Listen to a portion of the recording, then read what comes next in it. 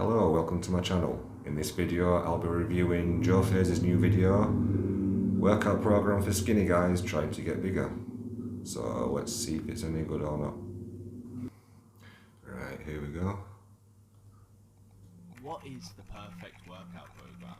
This is a question I've been asking myself for so long. In fact, not just that, I've tested countless workout programs over my time of lifting. Some which have given me great results, and some not so much. Now, realistically, there's no ultimate perfect workout program, because everyone's different. Different body types, different goals. However, what about a program for skinny guys? With the primary goal of just gaining mass, gaining strength, gaining muscle. That's what I wanted to create. Now, I've always been skinny, and like I said, I've tried tons of programs. So when creating this ultimate skinny guy one, I basically took the best parts out of all the different programs I've tried and combined it into this. This program is for the people who don't have the best genetics, who want to get strong, I don't get to see the program who want to yet. fill out their t-shirts. And I think I made a pretty good one. Okay, I don't want to waste any more of your time. This is the workout program. Take a screenshot of that, get it in your camera roll, and now I'm going to go over everything Okay, so you know exactly what. Go back. I don't want to waste any more of your time.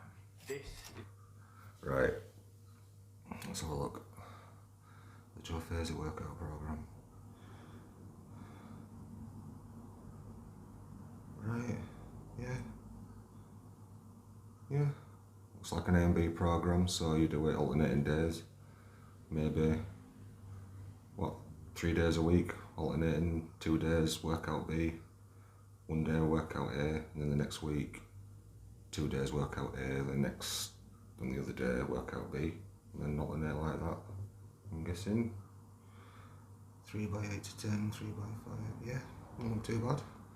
Nothing wrong with that. It's the workout program. Take a screenshot of that, get it in your camera roll, and now I'm going to go over everything so you know exactly what you need to do when you enter the gym, on how to make the most out of the program. Trust me, you want to stick around. Firstly, some general points. This is a 3-day-a-week full body split, having at least a day's rest per session. Now the program itself is split up into workout A and workout B. Yeah. 1 week you'll do workout A twice and workout B just once.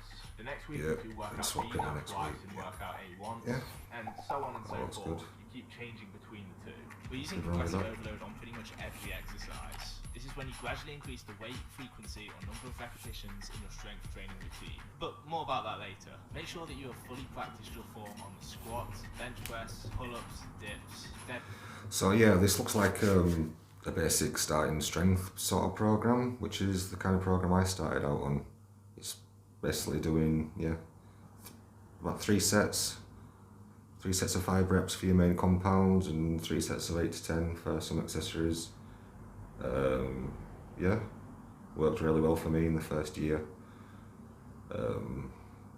It's the best way to go up in your lifts as quickly as possible.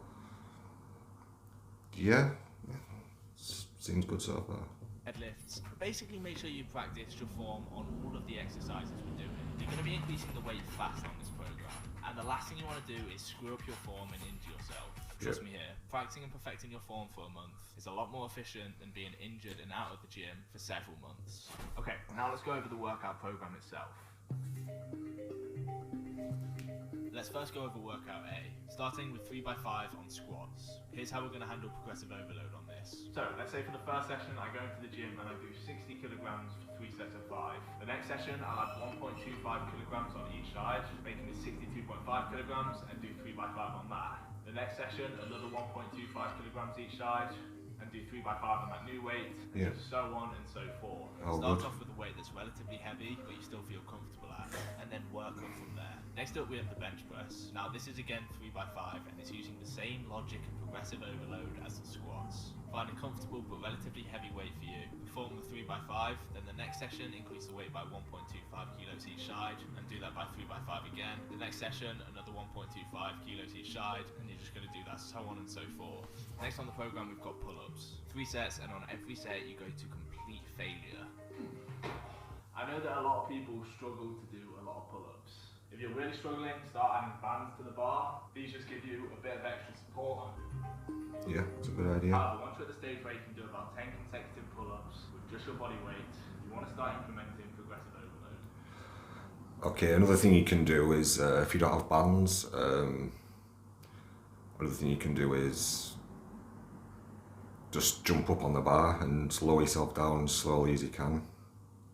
Get a little step or something to step on to get yourself up into the starting position, and then lower yourself down as slowly as you can. And then do that a number of times until, you can't do any more. And count that as a set. Just each negative as a set. Well, each few negatives as a set until you can't do any more. Then maybe rest for a few minutes and then do some more negatives. If you just start out like that, then in a few weeks you should be able to do one pull-up, one decent pull-up. Or keep doing your negatives and do that one pull-up that you can do at the start, and then do the negatives again after the one pull-up. And then after another couple of weeks or so, maybe you can do 2 pull-ups at the start of your pull-up exercise, whichever it is, chin-ups, pull-ups. So use bands or just negatives. They're both good ways of training pull-ups if you don't have the strength to physically pull yourself up. Now to do this, you use something called a weight belt, or you can just use a backpack.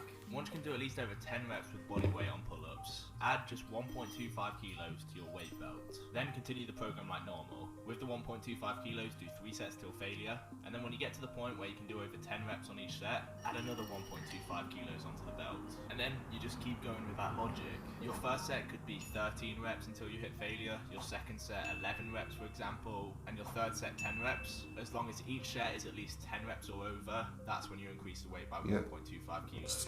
And if you don't get the reps, stick at the same weight you were doing that session, the next session. Next we've got dips. This is another 3 sets till failure exercise like the pull-ups, so just use the exact same progressive overload logic. We then finish the session off with a bit of arms, starting with barbell bicep curls, about 8 to 10 reps. Now if you're halfway through a set and you can do more than 10 reps, do it. For these end arm parts, you just want to be burning out as much as physically possible, building up as much lactic acid into the muscles. Now to finish the session off, we have tricep extensions. This is 3 sets till failure. Right, now I notice on the barbell bicep curls it just says 3 times 8 to 10. So, and the same with the flat bench and the squats actually, so I'm assuming you just stay at the same weight for that. Once you can do 8 to 10 at the same weight, once you can do 3 sets of 10 for the bicep curls, then you increase the weight by the smallest increment and start again until you can get 3 by 8, 3 by 10, and then increase the weight. They didn't say that, but that's what I'm assuming.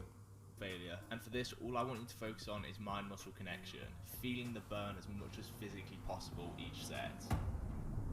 Okay, so now we're going to go on to workout B.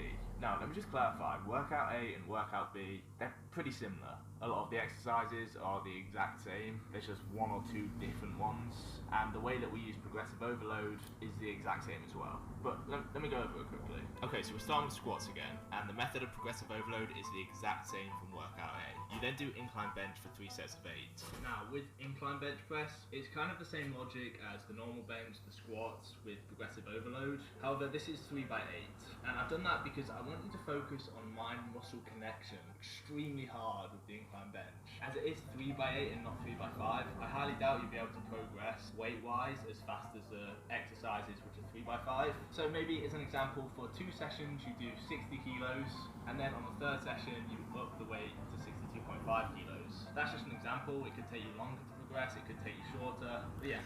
Yeah, I should add, if you've got 0.5 kilo plates, then that's even better, but a lot of gyms don't have them, and so unless you work out at home, then you probably won't have 0.5 kilo plates. But if you do have them, use those instead, because it's all about, at this stage anyway in your training, it's all about keeping the progression going as long as possible.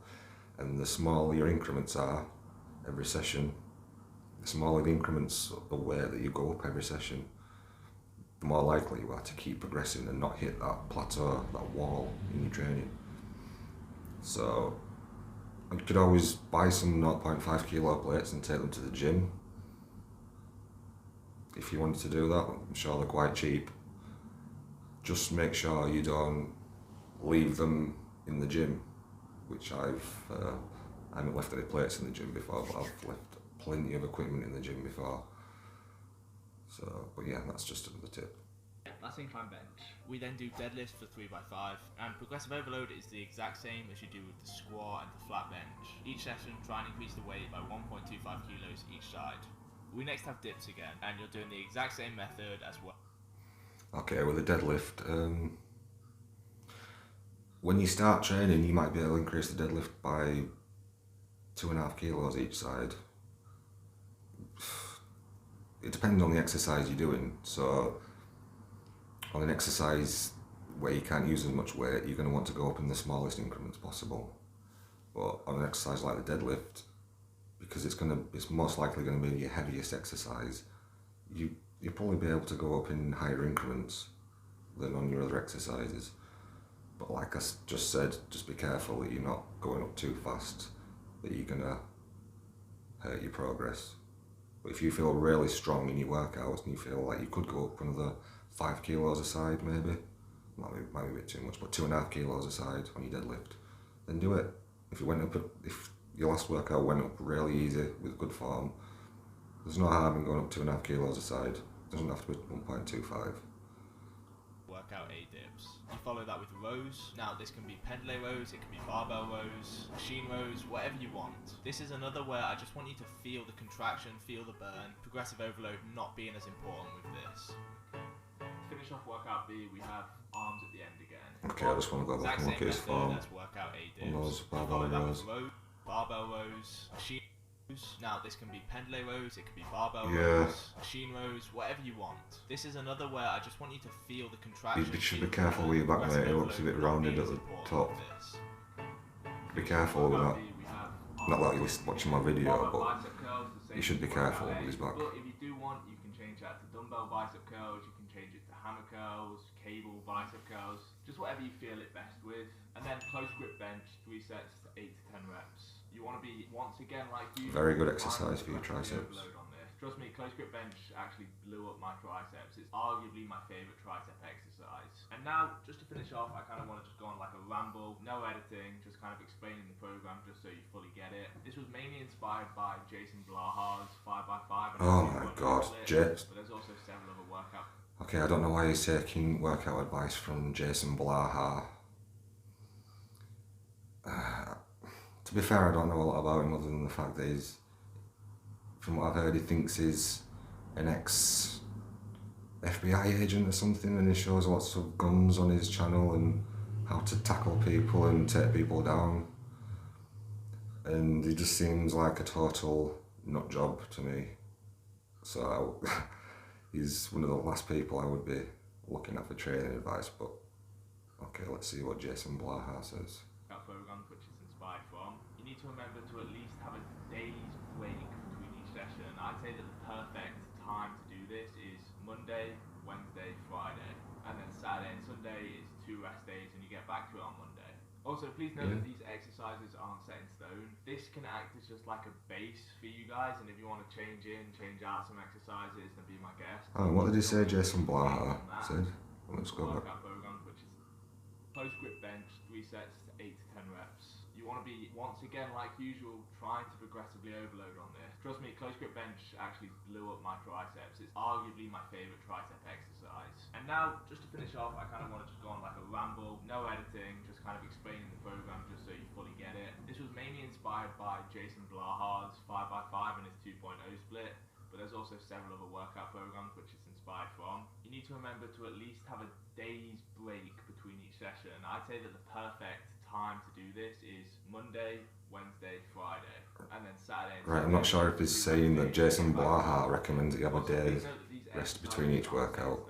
I don't know why Jason Blahar worked into what he just said there, but yeah, have a day's rest in between your training. Obviously, if you're squatting every workout, definitely need a day's rest in between each workout. You're only doing it 3 days a week, and you're probably wondering why only 3 days a week. Surely I'll make more gains doing like 6 days a week. Well, at this stage, when you're a beginner, you're quite skinny. No, with full body 3 days a week, you're technically training each muscle group 3 times in that week, compared to, let's say you did 6 days a week and it was a muscle group each day, also known as the bro split. The reason why the 3 day a week would be better than the 6 day a week is because with the 6 day a week, you'll only be training each muscle group once that week, compared to the full body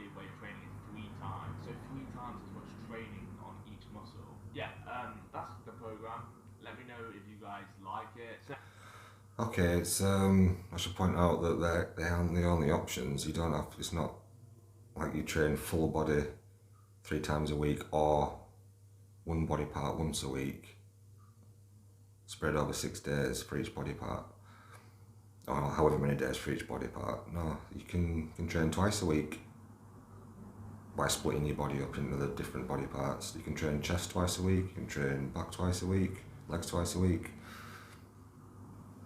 Just depends what works best for you, but unless you're absolutely destroying yourself in each session, 2 sessions a week for each muscle group is probably best.